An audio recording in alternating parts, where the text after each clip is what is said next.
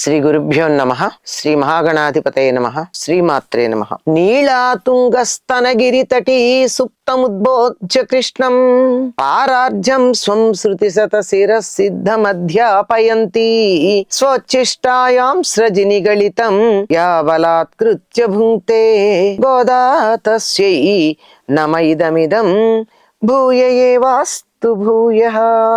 శ్రీ భూనీలా సమేత గోదారంగనాథ స్వామినే నమః. కర్కటే పూర్వ ఫల్గుణ్యాం తులసీ కాననోద్భవాం పాండ్యే విశ్వంభరాం గోదాం వందే శ్రీరంగనాయకీ.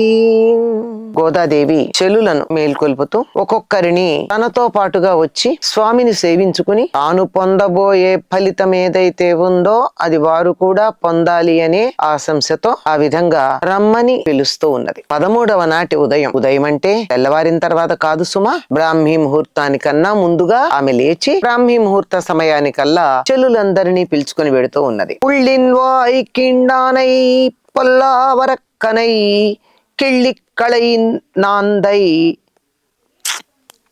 ఈ పాశ్రం మళ్ళీ చెప్తాను. దానై దానైకి నాందై అన్న.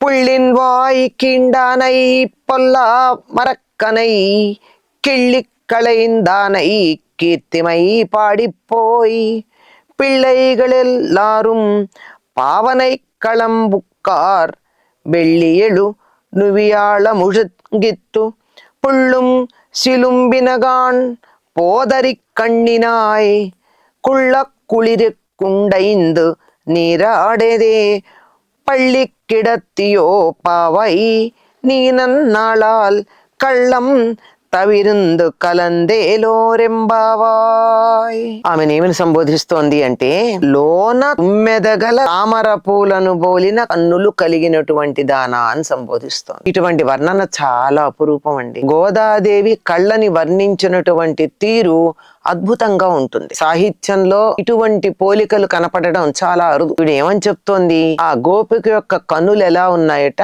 లోపల తుమ్మెద కలిగినటువంటి తామర పూలల్లాగా ఉన్నాయట. తామర పూలతో కళ్ళని పోల్చటం అన్నది అందరూ చేసే పని. ఏదో తామర పూల రేకుల్లాగా విశాలంగా ఉన్నాయని, కొసలు తేలి ఉన్నాయని, ఆహ్లాదకరంగా ఉన్నాయని, తెల్ల తామరల్లాగా తెల్లగా ఎటువంటి మధ్యలో మాలిన్యాలు లేకుండా ఉన్నాయని ఇటువంటి పోలికలు చెప్పవచ్చు. గాని ఈవిడ చెప్పినటువంటి పోలిక ఏమిటి అంటే, తామర పూలలో తుమ్మెద ఉన్నట్టుగా ఉన్న కళ్ళు కలిగింది. అంటే కంటికి ఉండేటటువంటి, కంటిలో ఉండేటటువంటి నల్లగుడ్డు ఉందే అది తామర పువ్వులాగా ఉంది. అంటే కన్ను తామర పువ్వు అయితే ఆ ఉన్న నల్ల గుడ్డు ఏదైతే ఉందో అది తుమ్మెద. ఇటువంటి వర్ణన అపురూపం. అటువంటి కళ్ళు కలిగిన దానా. ఆహా, ఎవరినైనా గాని మనం అనుకున్నట్టుగా ఉండాలి అని అనుకున్నట్టయితే, మన మాట వినాలి అనుకున్నట్టయితే, వాళ్ళు ముందు మన మాట వినడానికి సిద్ధంగా ఉండడానికి వాళ్ళలో ఉన్న ఒక్కటైనా మంచి గుణాన్ని మనం పేర్కొనడం పద్ధతి. అది చేసిన పని. ఓ అందమైన తామర పూలల్లాంటి కన్నులు కలిగిన దానా. వెంటనే మనకు అనుమానం వస్తుంది, తామర పూలల్లాగా కళ్ళు ఎలా ఉంటాయండి, తామర పువ్వుల రేకులు విచ్చుకుని ఉంటాయి. కనీసం మనకి తెలిసిన తామర పూలల్లో 1000 రేకులు కాకపోయినా, కనీసం శతపత్రం అని 100 రేకులు కాకపోయినా కొన్ని రేకులు ఉంటాయి కదా. ఇలా రేకుల్లాగా విచ్చుకుని ఉన్నాయి ఆ కళ్ళు. తామర పూల రేకుల్లాగా, తామర పూలల్లాగా కాదు. అయితే తామర పూలతోనే ఎందుకు పోలుస్తారంటే, వాటిలో ఉండేటటువంటి స్వచ్ఛత, పవిత్రత, ఆహ్లాదంగా ఉండడం, వికసనశీలత, ఈ లక్షణాలు ఉన్నాయని చెప్పడానికి తామర పూలతో పోల్చడం ఉంది. అయితే ఈ తామర పూల మధ్య ఒక నల్లని తుమ్మెద కూడా ఉంది సుమా. అంటే నల్లగుడ్డు ఉన్నటువంటి తెల్లని కన్నులు కలిగిందానా. ఈ మాట అంటే ఎవరికైనా సరే నువ్వు అందంగా ఉన్నావు అంటే, లేదా తన శరీరంలో ఉన్న ఏదో ఒక అవయవంలో అందం ఉన్నది అన్న మాట ప్రస్తావిస్తే సంతోషంగానే ఉంటుంది కదండి. వెంటనే వారు చెప్పినటువంటి మాట వినడానికో, వారు చెప్పిన దాన్ని చేయడానికో ఆభిముఖ్యం కలుగుతుంది, సంసిద్ధత కలుగుతుంది. అంతేనా, నీ కళ్ళు ఇంకా అందంగా ఉన్నాయి, ఎట్లా కదలకుండా ఉన్నాయని అనుకుంటున్నావేమో. లేడి వంటి చూపులు కలదానా. లేడి వంటి చూపులు అంటే లేడిలాగా ఉన్నాయా చూపులు కాదు, లేడి చూపుల వంటి చూపులు. లేడి చూపులు ఎలా ఉంటాయి? నిరంతరం కదులుతూ ఉంటాయి. నిలువు గుడ్లు వేసుకోవడం అంటారండి, ఒక మాట విన్నారో లేదో. ఏదో ఆశ్చర్యంగా ఉన్నా, ఏదైనా భయం కలిగినా, వృద్ధాప్యం వచ్చినా, అనారోగ్యం వచ్చినా కంటి గుడ్డు కదలదు, కళ్ళు కదలలా గాజు కళ్ళల్లాగా ఉంటాయి. అట్లా ఉంటే అది అందం కాదు, కన్నులు కదులుతూ ఉంటాయి. కంటికి ఉన్నటువంటి ప్రధానమైన లక్షణం కదలిక. ఆ కదలిక బాగా ఉన్నప్పుడే దానికి ఒక సౌందర్యం ఉంటుంది. కనుక అన్నిటికన్నా ఎక్కువగా కదిలే కళ్ళు కలిగింది ఎవరు అంటే లేడి. కనుక లేడి కళ్ళల్లాంటి కళ్ళు కలిగిందానా అని. లేడి కళ్ళు కదలికకే కాదండి, లేడి కంటి ఆకారం కూడా బాగుంటుంది. అందమైనటువంటి లేడి కళ్ళల్లాంటి లేడి కళ్ళు కలిగినటువంటి దానా. ఇంకా కృష్ణుణ్ణి కీర్తించటానికని బయలుదేరాం. అందరూ వచ్చేసారు. మన తోటి పిల్లలందరూ వ్రతక్షేత్రానికి వెళ్ళిపోయారు. అంటే వీళ్ళంతా వ్రతం ఇంట్లో కాదు కదా చేసేది, ఎవరింట్లో వాళ్ళు చేసుకుంటే ఇంత సామూహికంగా చేయడం వీలు కాదు. అందరూ కలిసి వ్రతం చేసేటటువంటి ప్రదేశానికి వెళ్ళిపోయారు కదా. మరి నువ్వే ఇంకా ఎందుకు కదలలేదు? నువ్వు కదిలితే కదా మాకు ఆనందం కలిగేది, నువ్వు కదిలితే మాకు సంతోషం కలుగుతుంది. సంతోషం కాదు, అందరం కలిసి చేద్దామని కదా. కలిసి చేసినప్పుడే సంతోషం. విడివిడిగా చేసుకోవడానికి ఎవరిళ్లలో వాళ్ళు చేసుకోవచ్చు, ఒకళ్ళకి చెప్పకుండా మరొకళ్ళు వెళ్ళిపోవచ్చు. కానీ మనమంతా కలిసికట్టుగా సామూహికంగా చేద్దామనుకున్న ఆనాటి గోపికల్లాగా. కనుక నువ్వు ఇంకా రాలేదు, నువ్వు వస్తేనే మన బృందం పూర్తయినట్టు. కనుక నువ్వు రావాలి. అందరూ చేరిపోయారు. మేం నీకోసం ఆగాం సుమా. ఎందుకు అంటే కృష్ణుని శుక్రుడు ఉదయిస్తున్నాడు, గురుడు అస్తమిస్తున్నాడు. తెల్లవారిపోతోంది అనడానికి సంకేతం శుక్రుడు ఉదయించటం. పల్లెటూళ్లలో ఇప్పటికి కూడా చుక్కపొడుపు అంటారు. చుక్కపొడుపులో లేచామండి అంటారు. అంటే సూర్యోదయానికన్నా చాలా ముందు, సుమారుగా 1.5-2 గంటల ముందు తూర్పు దిక్కున బారెడు ఎత్తున ఒక తెల్లని నక్షత్రం ఉదయిస్తుంది. అది ఉదయించింది అంటే శుక్రుడు ఉదయించాడు, ఇంకా కొద్దిసేపట్లో సూర్యోదయం కాబోతోందని. చుక్కపొడుపు అనే పదం మనం వాడతాం. పల్లెల్లో వాళ్ళందరికీ బాగా అలవాటు. ఈ రోజుల్లో లాగా గడియారాలు అవి అందరి దగ్గర అందుబాటులో లేకపోతే సమయాన్ని గుర్తించడానికి వాళ్ళు నక్షత్రాలు, సూర్యచంద్రుళ్ళు వీటినే ఉపయోగించుకునేవారు. అందులో ఏనాటి కానాడు తెల్లవారుదామున లేవాలి అనేటటువంటి భావన ఉన్న సందర్భంలో వాళ్ళు ఉపయోగించుకునేది ఏమిటంటే తూర్పు దిక్కున శుక్రుడు కనపడ్డాడు అంటే. శుక్రుడు ఉదయించాడు అన్నది లేవడానికి సంకేతం అయితే, మరొక్క సంకేతం ఏం చెప్తున్నారు అంటే గురుడు అస్తమించాడు అన్నారు. నిజానికి ఇది సరైనటువంటి పద్ధతి కాదే. శుక్రుడేమో రాక్షసుల గురువు, బృహస్పతి ఏమో దేవతల గురువు. మరి ఇలా ఉన్నప్పుడు దేవతల గురువు అస్తమించిన సందర్భంలో లేస్తారా, రాక్షసుల గురువు ఉదయించిన సందర్భంలో లేస్తారా? ఇది ఏమన్నా సరైన పద్ధత? నిజానికి ఎలా ఉండాలి? శుక్రుడు అస్తమించి గురుడు ఉదయిస్తే రాక్షస గురువు వెళ్ళిపోయాడు, దేవతల గురువు వచ్చాడు అని అర్థం చెప్పుకోవడానికి వీలవుతుంది. కానీ ఇక్కడ ఏం చెప్తున్నారంటే, ఇంతటి వాడైనా శుక్రుడి దగ్గర మృత సంజీవని ఉంది, గురుడు తన కుమారుడైనటువంటి కచుడిని ఆయన దగ్గర నేర్చుకోవడానికి పంపించాడు. కనుక విద్యా విషయంలోకి వచ్చినట్టయితే, నీతి విషయం మాట నుంచిన విద్యా విషయానికి వచ్చినట్టయితే శుక్రుడు గొప్పవాడే. ఈ సందర్భంలో కాస్త గురుడు పక్కకు. అంతేకాదు, గురుడు దగ్గరికి వచ్చేటప్పటికి ఒక చిన్న తేడా కూడా ఉంది. గురుడు ఒక సందర్భంలో, అంటే బృహస్పతి ఒక సందర్భంలో కావాలని దేవకార్యం కోసమే అనుకోండి నాస్తికవాదాన్ని బాగా వ్యాప్తి చేశాడు. ఎందుకంటే ఆ ధర్మ మార్గంలో ఉన్న ఒక దుర్మార్గుణ్ణి మళ్ళీ గెలవాలి అంటే, అతడు లేకుండా చెయ్యాలి అంటే అతన్ని ఆ ప్రాంతం అంతా నాస్తికవాదాన్ని ప్రబోధించాడు బృహస్పతి. అమ్మో ఏమైనా చేస్తాడేమో, జాగ్రత్త, మనకెందుకు నాస్తికవాదం ఎందుకు వినాలి, అక్కర్లేదు. ఇది ఒక అర్థం. మరొక అర్థం ఏమిటంటే, శుక్రుడు తెలివి గలవాడు, విద్య ఉంది, కానీ తెలివిని తనకున్న జ్ఞానాన్ని స్వార్థానికి వినియోగించుకుంటాడు. న్యాయం తప్పిన సందర్భాలు ఉన్నాయి. దేవయానిని యయాతికి ఇచ్చే సందర్భంలో అది ధర్మానికి విరుద్ధం అంటే, ఇది ధర్మ విరుద్ధం కాకుండా నేను చూస్తానన్నాడు. అంటే తనకున్న పాండిత్యంతో అధర్మమైనటువంటి దాన్ని ధర్మంగా మలచగలిగినటువంటి నేర్పరితనం ఉంది. బలి చక్రవర్తి దానం ఇస్తానంటే దాన్ని మాట తప్పను అన్నందుకు పర్వాలేదు, కొన్ని సందర్భాల్లో మాట తప్పచ్చు అని చెప్పి న్యాయానికి, ధర్మానికి, సత్యానికి కొన్ని అపవాదాలు కల్పించి తాను అనుకున్నది ధర్మం అని నిరూపించే ప్రయత్నం చేస్తాడు తనకున్నటువంటి తెలివితేటలతో, జ్ఞానంతో. అందువల్ల శుక్రుడు ఉదయించాడంటే ఇటువంటి పరిస్థితులు వస్తాయి. కనుక మనం జాగ్రత్త పడి, గురువు వెళ్ళిపోయాడు, శుక్రుడు వచ్చి మాయ చేస్తాడు. అందువల్ల ఈ అజ్ఞానం అనేటటువంటి దాని నుంచి మనం తప్పించుకోవాలి, తొందరగా నిద్ర లేవండి. అందుకే శుక్రుడు ఉదయించాక పడుకున్న వాళ్ళకి ఇంకొంచెం సేపు పడుకోవాలనే కోరిక కలుగుతుంది. ఎందుకంటే ఇందులో హాయి ఉంది అని అనిపిస్తుంది. ఆ హాయి అనే భావన కలిగించేది శుక్రుడేమో అని అంటూ ఉంటారు. కనుక శుక్రుడు ఉదయించాడు, బృహస్పతి అస్తమించాడు అంటే మనకి సన్మార్గం చెప్పేటటువంటి దేవగురు అస్తమించాడు, తెలివితేటలతో తప్పుదారి పట్టించే సామర్థ్యం కలిగినటువంటి శుక్రుడు ఉదయించాడు. మీరు లేవండి, మనం తొందరగా సూర్యోదయం అయ్యి ఈ శుక్రుడి యొక్క ప్రభావంలో నుంచి బయటపడి మనం దేవాలయానికి వెళ్ళిపోదాం, లేచిరండి అని చెప్తారు. ఏమోనమ్మా మాకు ఇక్కడ కనపట్టలేదు, నా ఇల్లు చాలా పెద్దది, ఎదురుగా ఉన్నటువంటి దిక్కులు ఏం కనపడడం లేదు, పక్కనున్న మేడలు అడ్డొస్తున్నాయి అని చెప్తావేమో. ఇంకొక గుర్తు చెప్తాను తెల్లవారుతోందనడానికి. ఏమంటే పక్షులు కూస్తున్నాయి, వాటికి ఎవరు చెప్పక్కర్లేదు. కొద్దిసేపట్లో సూర్యోదయం అవుతుంది అనగానే తూర్పు తెల్లవారంగానే అంటే తూర్పు దిక్కున తెలుపు కాంతి రాగానే పక్షులు జంతువులు లేస్తాయి. పక్షులు కూస్తున్నాయి అంటేనన్నా మనం లేవాల్సిన సమయం అయిందని అర్థం చేసుకోవాలి కదా. నువ్వేమిటి ఇంకా కృష్ణుడి విరహం వల్ల కలిగిన తాపం తీరేటట్టుగా స్నానం చేసి మాతో పాటు దేవాలయానికి రాకుండా పడుకున్నావేమిటి? మాతో పాటు రావాలి కదా నువ్వు కూడాను. నువ్వు ఆలయానికి రావాలి అంటే చక్కగా స్నానం చేయాలి. స్నానం ఎందుకు చెయ్యాలి? చల్లని నీళ్లతో చేయాలని చెప్తోంది. చల్లని నీళ్లతో చేయాలని చెప్పడానికి కారణం ఏమిటంటే కృష్ణుడి నుండి రాత్రంతా దూరమైన కారణంగా విరహంతో శరీరం వేగిపోతూ ఉంది. అలా వేగిపోతున్నటువంటి శరీరం యొక్క తాపాన్ని తగ్గించాలి అంటే చన్నీళ్ల స్నానం తప్పదు. స్నానం చేయకుండా ఇంకా పడుకున్నావేమిటి? నువ్వు ఇంకా పడుకున్నావంటే నాకు ఒక చిన్న సందేహం కలుగుతోంది. నువ్వు సుకుమార స్వభావురాలివా అయి ఉండొచ్చు. నీ స్వభావంలో సౌకుమార్యం ఉందేమో. అందువల్లే ఆ సౌకుమార్యం వల్ల చలిలో యువతలకి వచ్చి ఎచ్చగా పడుకున్నటువంటి దానివి, సుఖంగా పడుకున్న దానివి ఆ చలిలోకి రావడానికి సందేహిస్తున్నావేమో. ఇది శరీరానికి సంబంధించిందే గాని స్వభావానికి సంబంధించింది కాదు కదా. నీ స్వభావం చాలా సున్నితమైంది.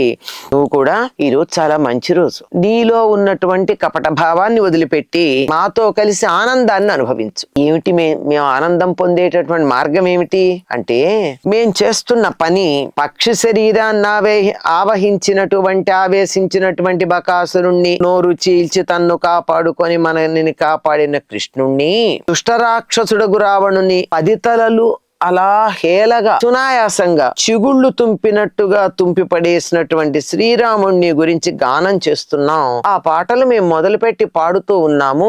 ఈ లోపల అందరూ వ్రతం చేసే ప్రదేశానికి వెళ్ళిపోయారు. మన సమూహాన్నంతా చూసే బాధ్యత ఉన్న నేను ఇలా చూసుకుంటే నువ్వు కనపడలా, అందరూ ఉన్నారు, నువ్వు ఒక్కదానివే లేవు.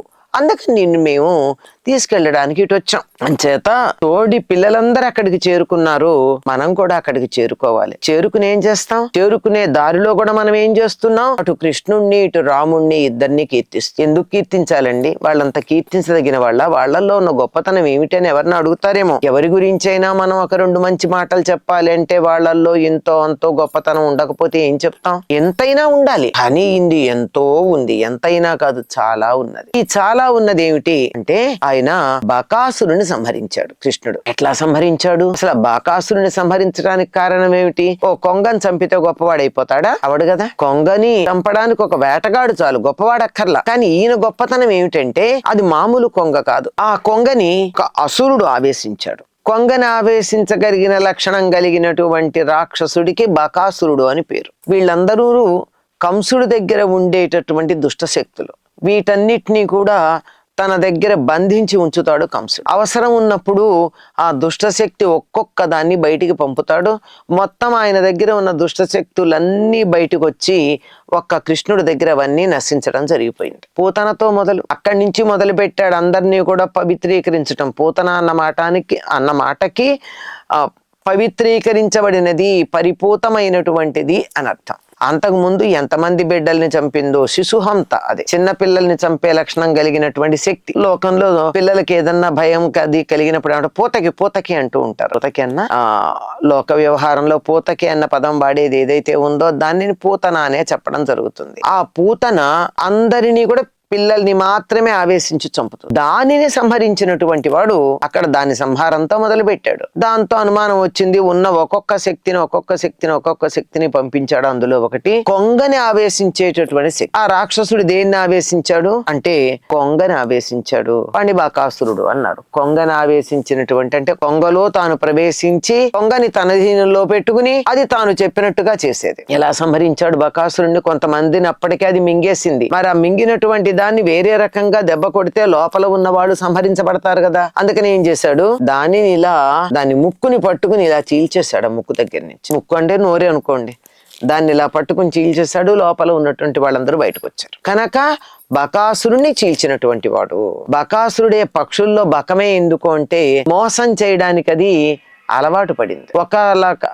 ఒక రకంగా ఉంటుంటే ప్రశాంతంగా ఉన్నట్టు నటిస్తూ అవకాశం దొరకంగానే అక్కడ ఉన్నటువంటి వాటిని మింగేయగలదు. అంతే మనకంటూ ఉండే కొంగ ఎప్పుడు కూడా నీటి ఒడ్డున ఒంటికాలి మీద నిలబడి జపం చేస్తున్నట్టుగా ఉంటుంది. చేప లాంటిది ఏదైనా ఇట్లా బయటికి రాగానే వెంటనే దాన్ని కటుక్కుని మింగేసి ఏమీ తెలియనట్టుగా మళ్ళీ జపం చేస్తున్నట్టుగానే నిలబడుతుంది, మింగేస్తుంది. అది దానికి ఉన్న లక్షణం అది. అందువల్లే మింగబడినటువంటి గోపబాలకులకి ఎవ్వరికి హాని కలగదు. అది మింగాక తర్వాత నెమ్మదిగా అరిగినప్పుడు వాళ్ళు నశించేది. కనుక వాళ్ళందరినీ బయటికి తీసుకురావడానికి అతడు ప్రయత్నం చేశాడు. ఇలా మోసం చేసే లక్షణం ఉన్నటువంటి పక్షి గనక బకం వేషం వేసుకున్నాడు. అదే మరి ఓ చిలకో కోకిలో కాకో మరోటో వేయలేడు. ఎందుకంటే వాటికి మోసం చేసే లక్షణం లేదు. వాటి ఉపాధికి అవి ధరించిన శరీరానికి ఇతరులని అలా మోసం చేయగలిగిన లక్షణం ఆ శరీరానికి లేదు కనుక వాటిని ఆశించాల. ఇలా చేయగలిగిన లక్షణం కలిగింది ఒక కొంగ కనుక దాన్ని ఆశించాడు, దాన్ని ఆవేశించి గోపబాలకుల ఒక్కొక్కళ్ళని అలా మింగేస్తూ ఉంటే ఈయన కృష్ణుడు తాను కూడా దాని దగ్గరికి వెళ్లి మింగడానికి ప్రయత్నం చేస్తూ ఉన్నప్పుడు ఆ ముక్కు దగ్గరికి రాగానే తాను అక్కడ ప్రవేశించి దాని ముక్కుని ఇలా 2 భాగాలుగా చేసి మొత్తం కొంగనంతా 2 ముక్కలు అయ్యేటట్టుగా చేశాడు. ఇది ఇక్కడ చేస్తే చేతితో బకాసురుణ్ణి ఇలా చీల్చాడు. కానీ ఇంతకు ముందు ఇంకో పని చేశాడు. ఏం చేశాడు, శ్రీరామచంద్రుడిగా అవతరించినప్పుడు రావణుడి యొక్క 10 తలలని అలా విలాసంగా, మనం అంటే సరదాగా అంటాం, ఆ సరదాగా తుంచినట్టు చెట్టుకున్నటువంటి చిగుళ్ళని తుంచి పడేసినంత తేలికగా 10 తలల్ని తుంచి పడేశాడు. 10 తలల్ని ఎంత బాగా కష్టపడి వాడి కంఠం నరకాలి అంటే గొడ్డలో అత్తో ఆయుధమో తీసుకొచ్చి నరకలేదు. ఊరికే చెట్టుకున్న చిగురు కోయడం చాలా జాగ్రత్తగా కోస్తారండి. అందరూ తులసి దళాలు కోయడం అలవాటు ఉన్న వాళ్లే కదా. ఇలా కోస్తారు, గట్టికి ఇట్లా తుంపరు. ఇలా నెమ్మదిగా ఎక్కడికి తుంచాలో అక్కడికి 2 లేక 3 వేళ్లతో ఇలా నెమ్మదిగా తీస్తారు. గోటి దెబ్బ కూడా తగలకుండా కోస్తారు తులసి దళాలు. అంత సునాయాసంగా, అంత సుకుమారంగా, సున్నితంగా రావణుడి యొక్క 10 తలలను గోటితో గిల్లి పడేశాడు. 10 తలలను ఒక్కటే కాదు, ఒకదాని తర్వాత ఒక్కొక్కటి తీసేశాడు. మొత్తం 10 తలలు వెళ్ళిపోయినాయి. అటువంటి రాముణ్ణి గురించి గానం చేస్తూ మన వాళ్ళు వెళ్ళారు. ఇక్కడ వీళ్ళు గానం చేసిన ఎవరి గురించి, రాముడి గురించి, కృష్ణుడి గురించి. ఈ ఇద్దరి గురించి గానం చేశారంటే ఆ ఇద్దరికి అభేదం అన్నటువంటి భావన వీళ్ళ మనస్సుల్లో ఉంది. రాముడు దుష్ట సంహారం చేశాడు రాముడుగా, కృష్ణుడు దుష్ట సంహారం చేశాడు కృష్ణుడుగా. ఇద్దరు కూడా చేసింది ఏమిటి, చేతులతో చేశాడు. ఈ 2 చోట్ల ఆయుధాల గురించిన ప్రసక్తి లేదు. బకాసురుడు నోరు చీల్చడానికి ఆయుధాలు ఏం కావాలండి, చేయి పట్టుకున్నాడు, చీల్చిపడేశాడు. రావణుణ్ణి అస్త్రంతో సంహరించాడు రాముడు. కానీ ఇక్కడ అస్త్రం గురించి చెప్పట్ల, ఎలా 10 తలలు తీసేశాడంటే ఇట్లా చిగుళ్ళు గిల్లినట్టుగా గిల్లి పడేశాడు. మరి అటువంటి కృష్ణుణ్ణి, అటువంటి రాముణ్ణి అందరం కలిసి కీర్తిస్తూ ఉన్నాం. అందరూ కీర్తిస్తున్నారు. వెళ్ళక్కడ వ్రతం చేసే చోటుకి వెళ్ళారు. వ్రతాలు చేయడానికి వేరే చోటుకి వెళ్ళేప్పుడు గాని, తీర్థయాత్రలు చేసేప్పుడు గాని గుర్తుంచుకోవాల్సిన విషయం ఏమిటంటే బయలుదేరిన దగ్గర నుంచి తిరిగి ఇంటికి చేరుకునేదాకా భగవద్ ధ్యానంలోనే ఉండాలి. ధ్యానం కుదరదు చాలా మందికి. ఎలా కుదురుతుందండి, అలాంటి వాళ్ళకి చాలా కష్టం ధ్యానం కుదరడం. అందులోనూ మొత్తం ప్రయాణం అంతా ఉండడం కష్టం. కనుక ప్రయాణ పలసట తెలియకుండా, అంటే ఆ రోజుల్లో నడిచి వెళ్లేవాళ్ళు కనుక ప్రయాణ పలసట తెలియకుండా ఆ నడిచి వెళ్లేటటువంటి కాలం కూడా దైవ విజ్ఞానంతోనే, దైవీ స్పర్శతోనే నడిచి వెళ్ళడానికి వీలుగా దారి పొడుగున పాటలు పాడుకుంటూ వెళ్ళేవారు. అంతే కదా. కనుక వ్రతానికి వెళ్ళేటటువంటి మన తోటి వాళ్ళంతా కృష్ణుడికి, రాముడికి సంబంధించిన పాటలు పాడుకుంటూ వెళ్ళారు. మనమే మిగిలిపోయాము, నీ కోసం నేను ఆగిపోయాను, కలిసి వెడదాం రమ్మని ఆ చెలిని నిద్రలేపుతూ ఉన్నది. అలా వచ్చినందువల్ల నువ్వు పడుకున్నప్పుడు కలిగే హాయి కన్నా అక్కడికి వస్తే పొందే ఆనందం ఎక్కువ అన్న మాట సూచిస్తున్నట్టుగా ఉంది ఇందులో గోదాదేవి చెప్పినటువంటి ఈ పాసురంలో. స్వచ్చిష్టమాలికా బంధ గంధ బంధుర జిష్ణవే విష్ణు చిత్త తనూజాయై గోదాయై నిత్యమంగళం. నిత్యభూషా నిగమ శిరసా నిస్సమోత్తుంగ వార్తా కాంతో యస్య కచ విలలితై కాముకో మాల్యరత్నై సూక్త్యా యస్య శృతి సుభగయ సుప్రభాతా ధరిత్రీ సైషా దేవి సకల జననీ సించతాం మామపాంగైః మాతా చేత్ తులసీ పితా యది తవ శ్రీ విష్ణు చిత్తో మహాన్ భ్రాతా చేద్యతి శేఖర ప్రియతమ శ్రీరంగధామా యది జ్ఞాతారస్తనయాస్తదుక్తి సరసస్తన్యేన సంబద్ధితాః గోదాదేవి కథం త్వమన్యమనిశం సాధారణా శ్రీరసి. స్వస్తి.